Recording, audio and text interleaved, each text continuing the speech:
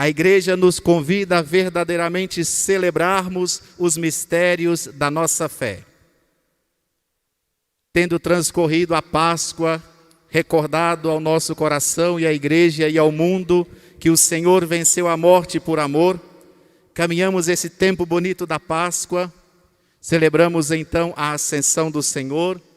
Domingo passado celebramos o Pentecostes, a promessa que o Senhor fez aos seus discípulos de enviar-lhes o seu Espírito Santo, e Ele faz e fez e cumpre também na nossa vida, e nos envia o seu Espírito para nos guiar, nos iluminar e nos abençoar. Coroando estes mistérios, celebramos então a solenidade da Santíssima Trindade. E se vocês perguntarem assim, eu estudei quase 10 anos, já tenho quase 3 anos de padre, e a homilia mais difícil de se fazer sobre a Santíssima Trindade. Porque por mais que nós tentemos falar sobre Deus, Deus é muito mais do que nós podemos falar. Deus é maior do que a nossa compreensão. Deus é maior do que a nossa razão. É por isso que Ele é maior do que os nossos problemas. É por isso que Ele é maior do que os nossos medos. É por isso que Ele é maior do que as nossas dificuldades. Mas a igreja nos ensina, e nós vamos então ouvindo na palavra de Deus, e o Espírito Santo de Deus vai conduzindo, e durante a história, a santa tradição, nós vamos então compreendendo e tentando explicar em comunicação, em escrita humana, para que nós possamos nos aproximar ao menos um pouquinho da grandeza que é o nosso Deus. Mas como pode, Padre, um Deus que é 3, o 3 que não é 3, que é 1, olha que confusão danada, não é?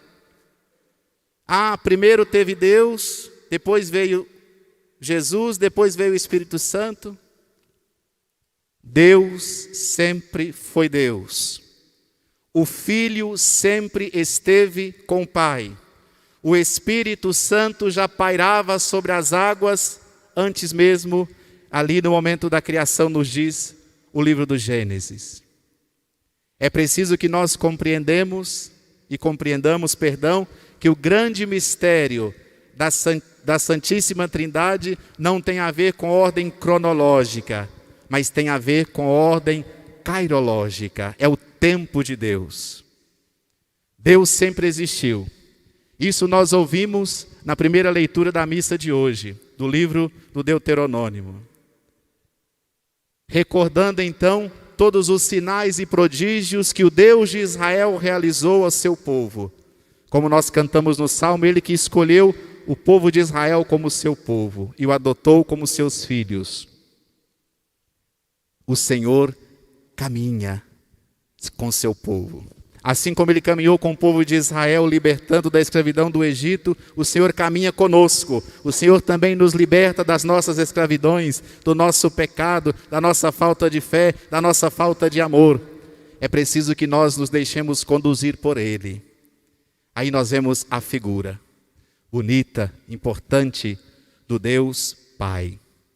No entanto, para nos salvar, Ele nos envia o seu próprio Filho, vindo dele mesmo, saindo do seu seio, para aqui na terra, caminhar conosco e nos mostrar o caminho da salvação. Por sua pregação, por sua palavra, por sua missão, por seu ministério, Jesus, que não é qualquer um, é Deus. Na história da humanidade, na história da igreja especialmente, houve muita confusão. Uns diziam que Jesus era um homem iluminado, um profeta, mas não era filho de Deus. Outros diziam, não, ele foi um homem tão bom, de um coração tão que Deus enviou o seu Espírito Santo a ele, e então o escolheu como seu filho, e enviou, então, depois que ele houvesse nascido. É preciso que nós compreendamos, desde o início, Jesus é Deus, vindo de Deus, e nos apresenta o rosto de Deus. É isso que Jesus nos ensina. Quem me conhece, conhece o Pai. Quem me ouve, ouve o Pai. Quem me segue, segue o Pai. Mas não estaria bom isso daí?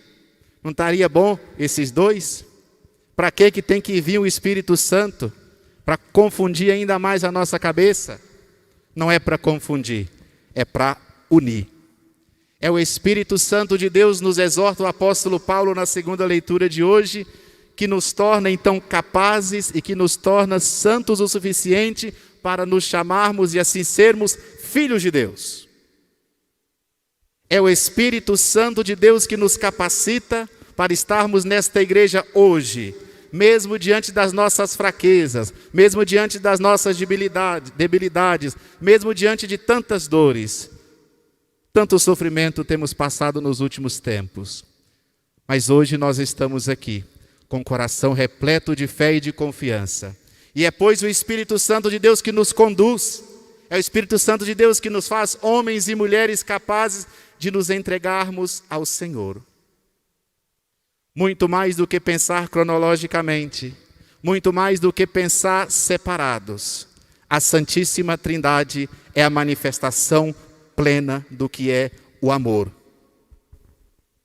Para amar, nós precisamos de quê? O que nós precisamos para amar? Hein? Vocês estão dormindo? Acorda. O que nós precisamos para amar? Hein? Ninguém arrisca? Eu vou pagar um sorvete depois da missa, quem acertar. Misericórdia também. A fé também. Mas para amar nós precisamos do outro. Eu não posso falar que eu amo alguma coisa. Eu amo aquilo. Não. Eu amo a minha mãe. Eu amo o meu pai, a minha família. Eu amo os meus irmãos na caminhada. Eu amo sempre o outro. Eu amo sempre a outra. Eu amo o meu esposo, a minha esposa. Então, meus irmãos e minhas irmãs, nós compreendemos então o grande mistério da Santíssima Trindade. É o amor. É tanto amor envolvido, é tanta gratidão, é tanta bênção, é tanta unção que se torna e é de verdade uma só pessoa. É este grande mistério que nós celebramos, o mistério do amor. Vivendo as diversidades e vivendo cada um na sua vida, nós somos todos diferentes e graças a Deus, né? Imagina se todo mundo fosse igual. Lá na China é todo mundo igual, né? Você vê um, parece que viu todo mundo. Você conhece um, pode conhecer o país inteiro. Brincadeira. Eles sabem que são diferentes. Mas nós chegamos lá, é tudo igual, não é? A gente vê na televisão, é tudo igual. O chinês, o japonês, não sabe se é chinês, se é japonês, o que é. Mas, no fundo, nós temos a mesma essência. A essência humana. E para amar, nós precisamos do outro, da referência, da referencialidade. Apesar que hoje em dia o amor tem se tornado muito banal. As pessoas falam que amam por qualquer coisa. Conheceu hoje e já fala assim, mas eu te amo. Aí no outro dia está lá, o negócio embananou tudo. No dia do casamento, a igreja linda, lotada e todo feliz, meu amor, eu te amo. 2 semanas depois, não te amo tanto assim não. Eu estava tão...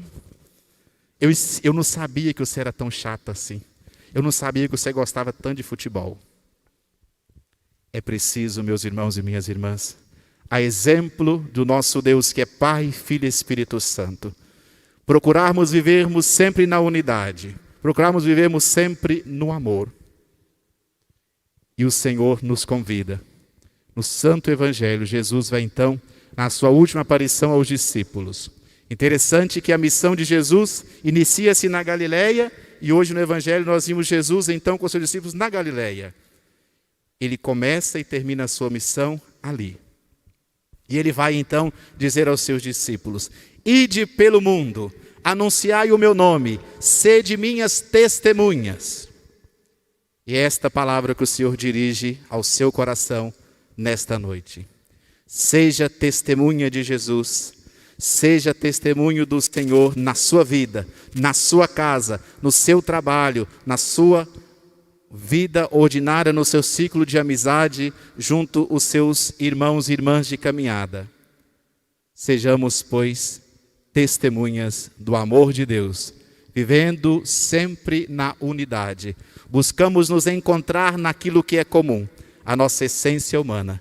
E como seres humanos nós sabemos, nós somos criados à imagem e semelhança do Senhor. Que assim nós o sejamos de fato. Que nós possamos passar por este mundo deixando sempre amor, perdão e acolhida. Aí verdadeiramente nós seremos testemunhas do Senhor.